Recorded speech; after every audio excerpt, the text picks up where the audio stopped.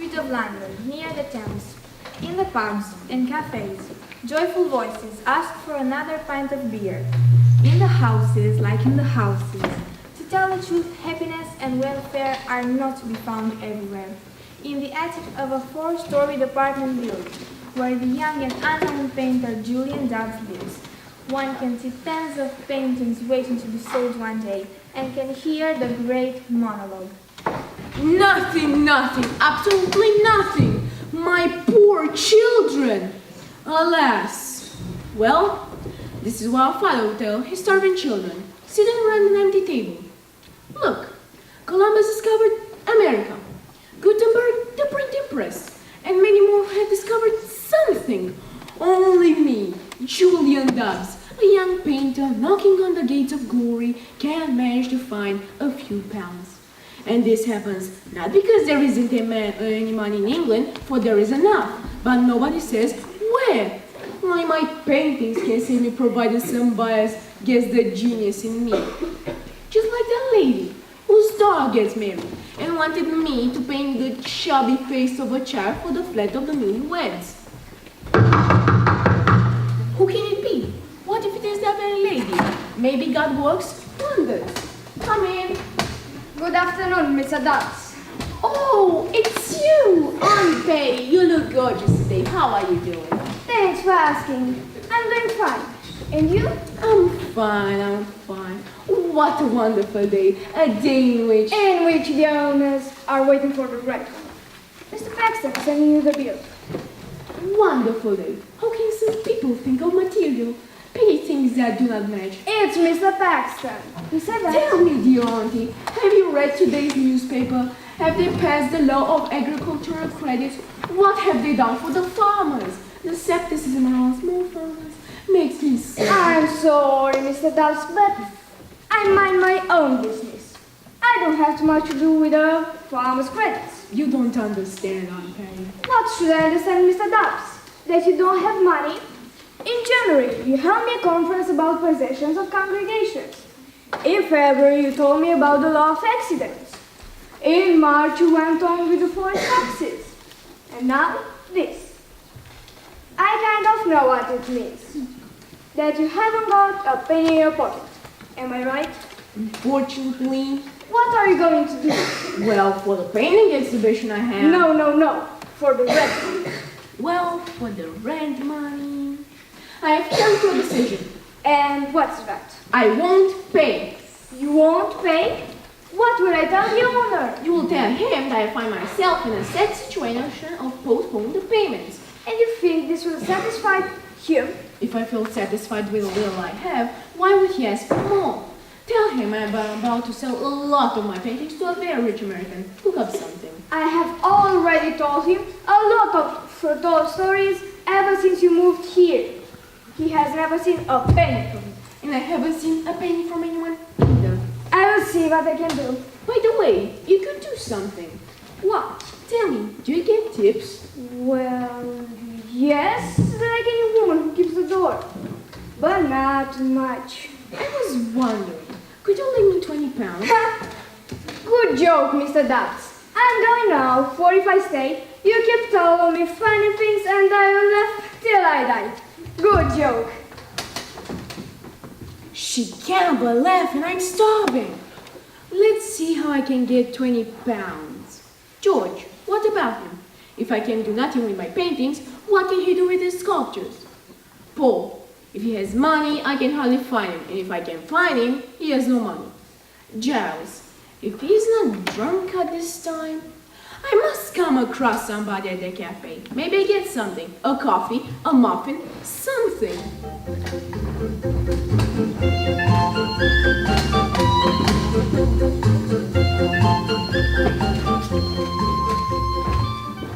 No sooner has our hero gone out than a middle-aged man holding a briefcase and a master key sneaks in the attic.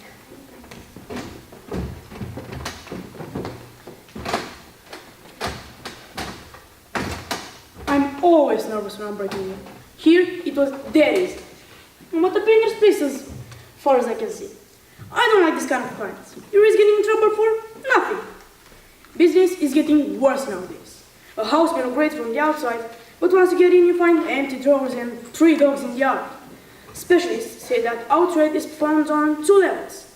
The upper one is represented by banks, big shops, and insurance agencies. Here, you need wisdom and calm, as the risks are big. But you also need wisdom for the second level, which is flats, houses, and attics like this one. Oh me, who can it be? Good gracious, if I don't say come in, they will alert all the neighborhood. Come in! Good afternoon. I thought there was nobody at home. Mr. Julian Dubbs? No, I mean, Where is he? he's missing for a while. But who are you? A pal. I mean a cousin. A pal or a cousin? A pal cousin, you know? Not all your relatives are your friends. So, what do you have to do with my dear Julian? It's not me. It's my daughter. Mr. Dubbs should have provided my daughter with a child. In fact, I think he already did. I don't know these things. I haven't seen him for years. To tell you the truth, I was just late. I'm in a hurry. And then, why are you here? For an, inheritance.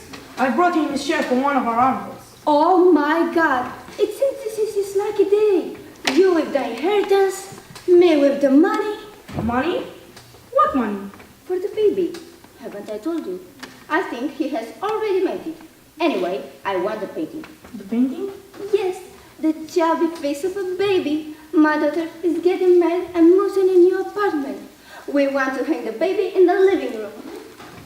Oh, so you're telling me about the painting. Of course. I wanted to make my daughter a surprise and pay for it. But if Mr. Dubbs is not at home... You see, I know. You are in a hurry. Never mind. I'll come back later. We could, if you wanted. I won't make myself a nuisance anymore. We're both in a hurry, so goodbye. My lord, I couldn't have been more stupid. Idiot jackass. I should have told her I was Julian Dubbs and I would have got the money. Stupid me. Next time I will do so.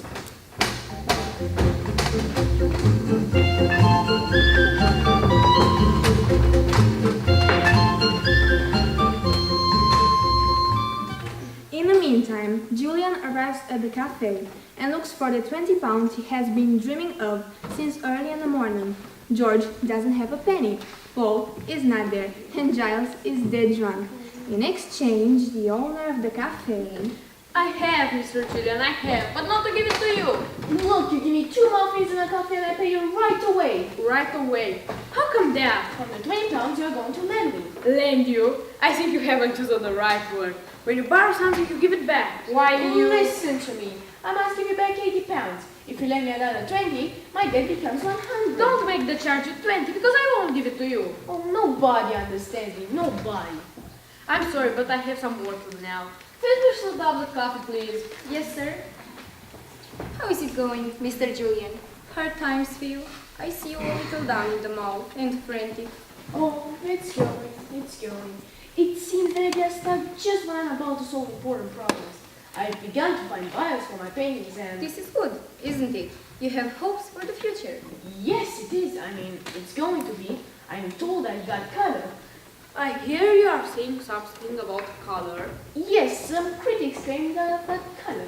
Do you happen to have more than one? I mean, colors? Well... What about dark yellow? The back wall is a little weather-beaten because of spring rain. And maybe you would like to repair and paint it for 200 pounds. And you can call it a deal. Of course, I keep the 80 you owe me. Well, what can I say? Alright, 200 and I forget about your debt. You see, I'm a painter. I paint faces, flowers. If you paint some little flowers in the corners, I give you another 50. And what's more, it's advance money. But I'm an artist. You must understand, Mr. Julian. It is a great offer. Don't hesitate. It's 250 pounds. For this money, some would ask you to paint the Tower of London. And you can take a lot of coffees and muffins.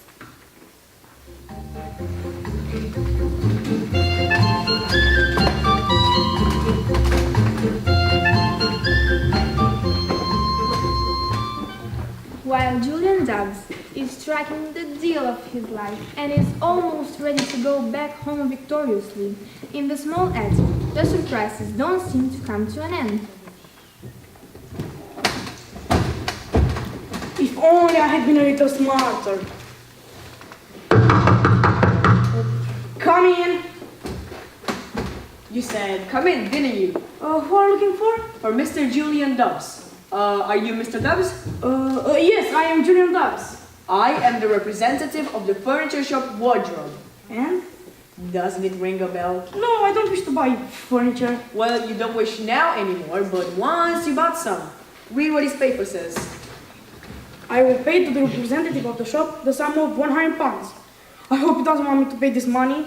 And what's the big deal with this paper?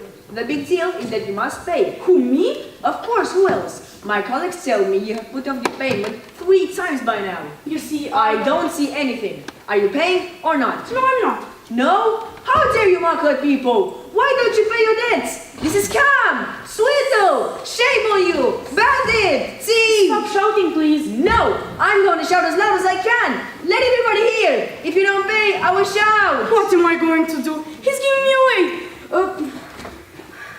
All right, I will pay. Here you are, £100 and leave me alone.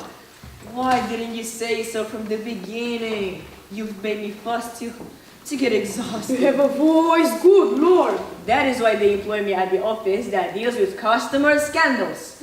Goodbye, sir. This guy pinched £100 from me. Never mind, let's consider this a small trade tax. I will make good my loss. I should get to work now, for nobody gives me anything.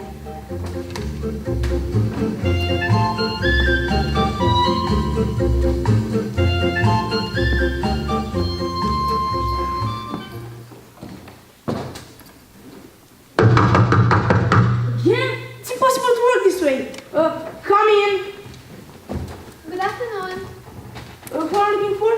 Mr. Julian Dubbs, does he live here? Don't you know if he lives here or not?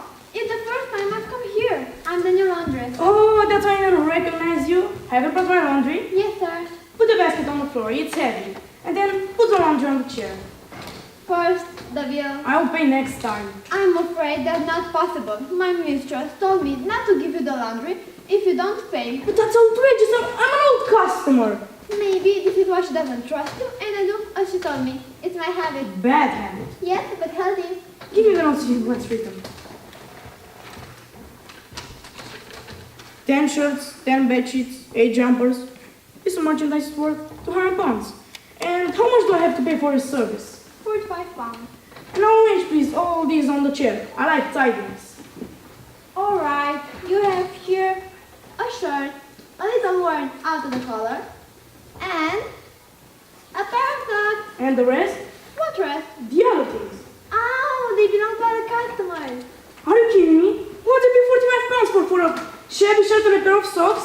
Of course not. How could they cost so much? But in the bill you also have the debt for the last 3 months. Goodbye. Take my money back. What? Leave me alone. Otherwise I will scream. This one screams too. Hardly do they come in when they start screaming. What a day. Now I've paid £45 for this rag. I have to get my money back. I wonder what I can find around here.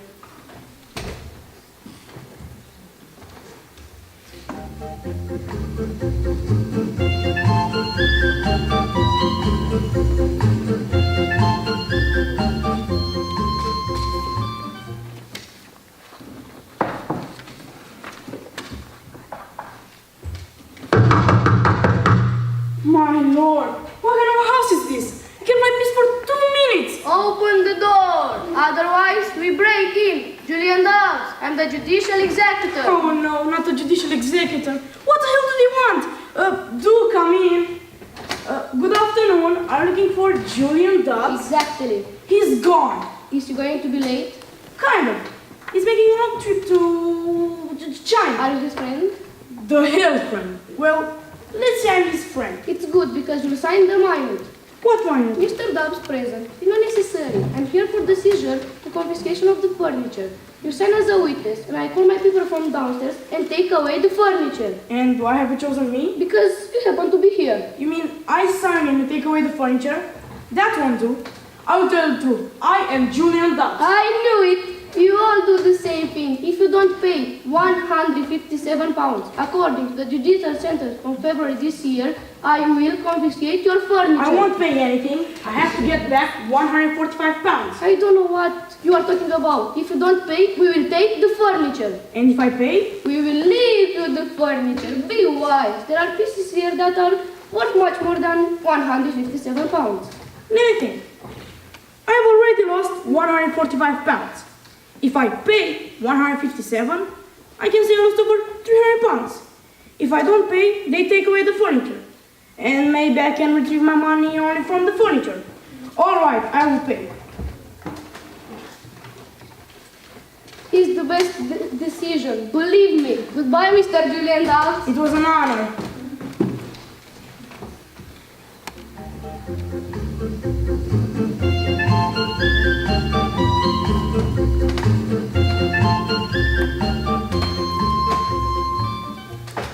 If you're looking for Julian Dubbs, he's gone. And we'll miss 3 months, so close the door from the outside, please.